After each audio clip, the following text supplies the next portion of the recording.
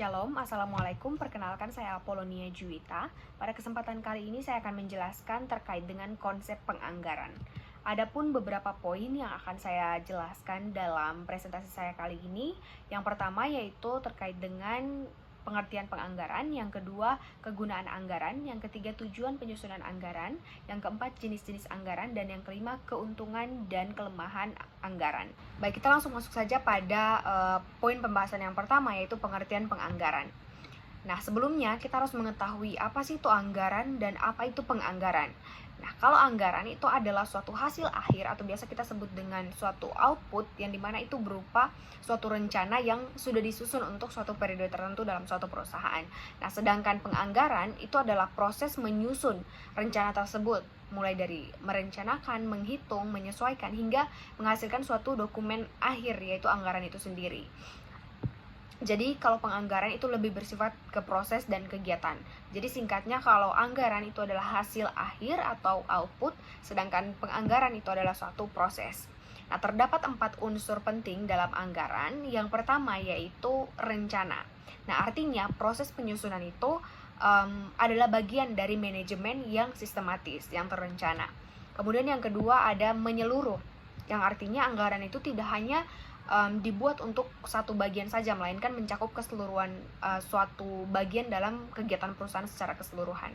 Yang berikutnya adalah satuan. Nah, anggaran itu harus ditulis dalam suatu ukuran tertentu, biasanya menggunakan mata uang rupiah agar bisa diukur dengan jelas.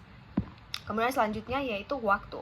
Nah, anggaran itu berlaku dalam suatu jangka waktu tertentu atau untuk suatu periode tertentu, misalnya 1 tahun atau 1 periode akuntansi. Nah, dari sini kita bisa lihat bahwa penganggaran itu bukan hanya sekedar catatan angka ataupun rencana, dia adalah suatu rencana kerja yang terarah yang menjadi pedoman atau paduan perusahaan untuk mencapai tujuannya. Selanjutnya adalah kegunaan anggaran. Nah, anggaran itu memiliki berbagai kegunaan yang sangat vital bagi jalannya suatu perusahaan. Nah, beberapa di antaranya yaitu yang pertama adalah pedoman dan arah kerja.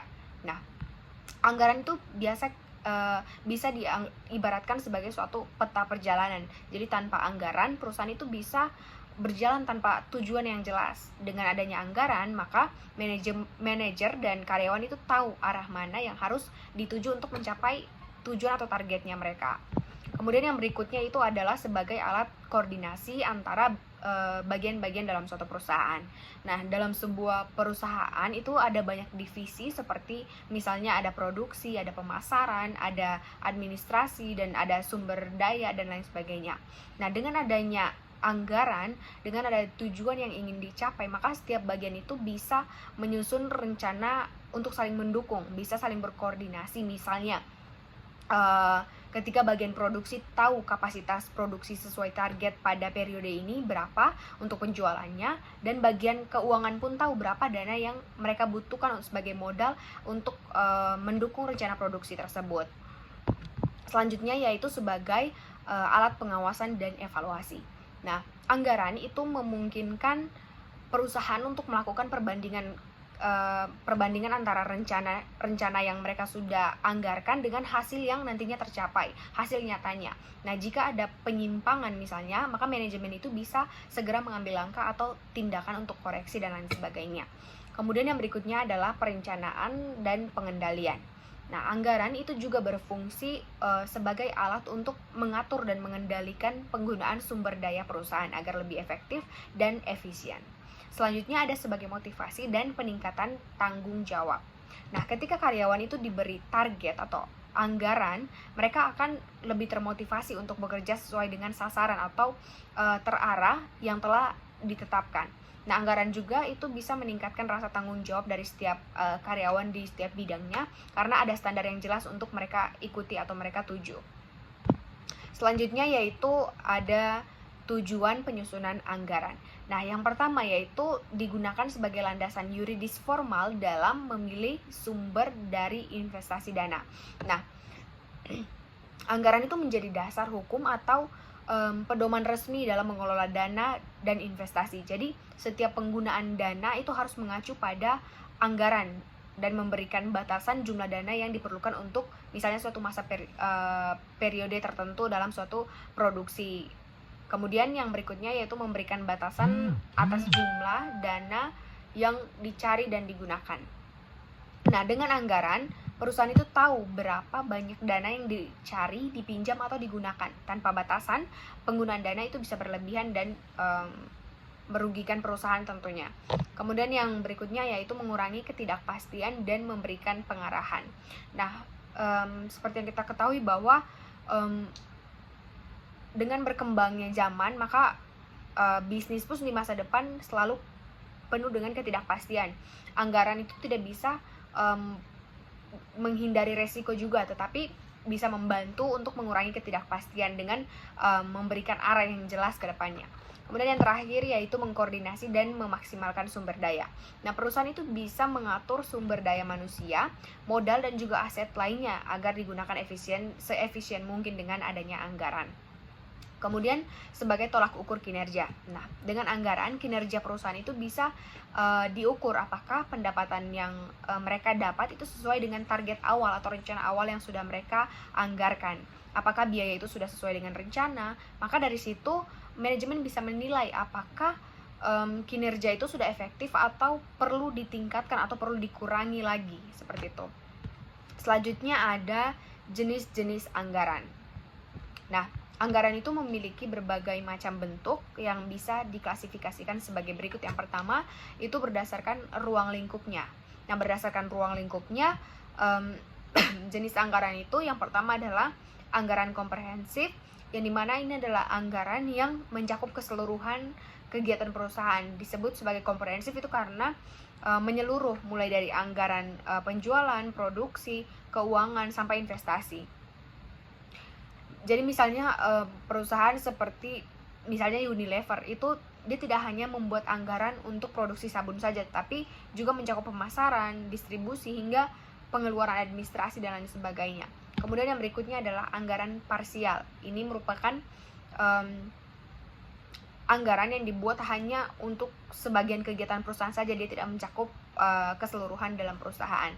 Yang berikutnya yaitu contohnya kalau untuk anggaran parsial ini misalnya UMKM yang dimana mereka hanya membuat anggaran untuk biaya produksi saja dan tidak membuat anggaran untuk pemasaran misalnya. Kemudian yang berikutnya berdasarkan fleksibilitas. Nah, kalau berdasarkan fleksibilitas, jenis-jenis anggaran yang pertama yaitu adalah anggaran tetap atau fixed budget, yang dimana ini adalah anggaran yang tidak berubah meskipun ada perubahan volume kegiatan.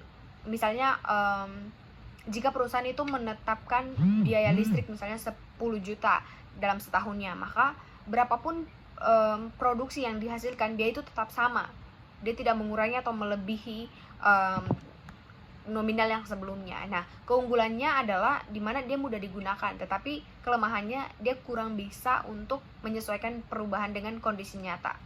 Kemudian yang berikutnya adalah anggaran fleksibel atau flexible budget, yang dimana ini adalah anggaran yang bisa menyesuaikan diri dengan perubahan volume kegiatan. Misalnya, jika produksi itu dia naik 2 kali lipat, maka biaya bahan baku juga otomatis naik, sehingga anggaran bahan baku itu bisa disesuaikan dengan kondisi nyatanya. Jadi keunggulan atau kelebihannya itu lebih realistis dan akurat, namun penyusunannya juga lebih rumit dibandingkan dengan anggaran tetap. Nah, selanjutnya yaitu jenis anggaran berdasarkan tujuannya. Nah, ada beberapa macam anggaran berdasarkan tujuannya. Yang pertama yaitu anggaran penjualan. Nah, ini merupakan dasar dari semua anggaran lain, yang dimana di sini perusahaan itu memperkirakan berapa jumlah produk yang bisa dijual, harga jualnya berapa, serta total pendapatan yang akan diperoleh nanti itu berapa. Berikutnya ada anggaran produksi. Nah, untuk anggaran produksi ini itu disusun setelah anggaran penjualan, karena produksi itu kan harus mengikuti target penjualan yang ingin dilakukan. Jadi anggaran ini dia menentukan berapa jumlah barang yang harus diproduksi dan kapan harus produksi, serta berapa biaya untuk memproduksi produk tersebut. Selanjutnya ada anggaran biaya. Nah, di anggaran biaya ini itu berisi estimasi semua pengeluaran biaya, baik biaya tetap seperti gaji karyawan maupun biaya variabel seperti bahan baku dan juga misalnya listrik dan lain sebagainya.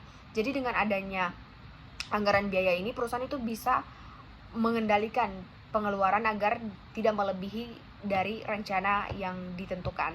Nah, berikutnya ada anggaran persediaan. Nah, untuk anggaran persediaan ini dia dibuat untuk mengukur stok bahan baku maupun barang jadi. Jadi, jika stok itu terlalu banyak, maka akan menambah biaya penyimpanan. Jika stoknya itu terlalu sedikit, maka perusahaan itu bisa kehabisan barang juga untuk dijual. Oleh karena itu, anggaran persediaan itu harus juga dibuat secara seimbang. Yang berikutnya yaitu keunggulan dan kelemahan penganggaran. Kita mulai dari keunggulan anggaran. Yang pertama, memberikan arah yang jelas bagi perusahaan. Jadi dengan adanya anggaran, perusahaan itu tahu apa yang menjadi target dan bagaimana cara untuk mencapai target tersebut.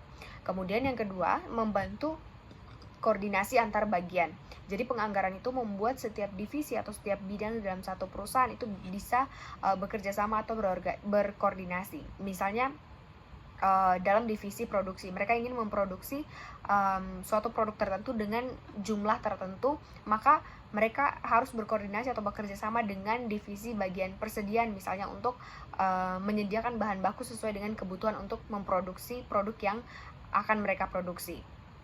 Kemudian yang berikutnya yaitu sebagai alat pengendalian. Nah, anggaran itu juga berfungsi sebagai standar untuk mengukur apakah pelaksanaan itu sudah sesuai dengan rencana atau tidak. Jadi jika ada pengeluaran yang berlebihan atau hasil yang tidak sesuai dengan target, maka manajemen itu bisa segera melakukan perbaikan. Kemudian yang berikutnya adalah meningkatkan efisiensi penggunaan sumber daya. Nah, dengan adanya anggaran, maka pemborosan itu dapat dihindari. Jadi setiap pengeluaran itu sudah direncanakan, sehingga dana dan sumber daya itu bisa digunakan seoptimal mungkin. Kemudian yang berikutnya yaitu sebagai motivasi dan alat evaluasi. Nah, jadi anggaran itu memberikan tantangan berupa target tertentu. Hal ini bisa memotivasi karyawan untuk bekerja lebih baik. Selain itu, hasilnya juga bisa dievaluasi dengan membandingkan realisasi dengan anggaran yang sudah disusun.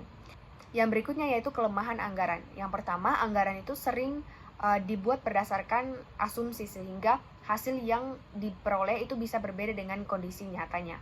Kemudian yang berikutnya kurang fleksibel untuk menyesuaikan dengan perubahan. Jadi anggaran itu kan biasanya disusun dalam suatu periode tertentu, untuk suatu periode tertentu, biasanya 1 tahun. Jadi jika dalam perjalanan terjadi perubahan besar, misalnya harga bahan baku naik atau kondisi ekonomi yang tidak stabil, maka anggaran ini bisa menjadi kurang relevan untuk perusahaan. Baik, itu saja yang bisa saya sampaikan pada presentasi saya kali ini. Sekian dan terima kasih.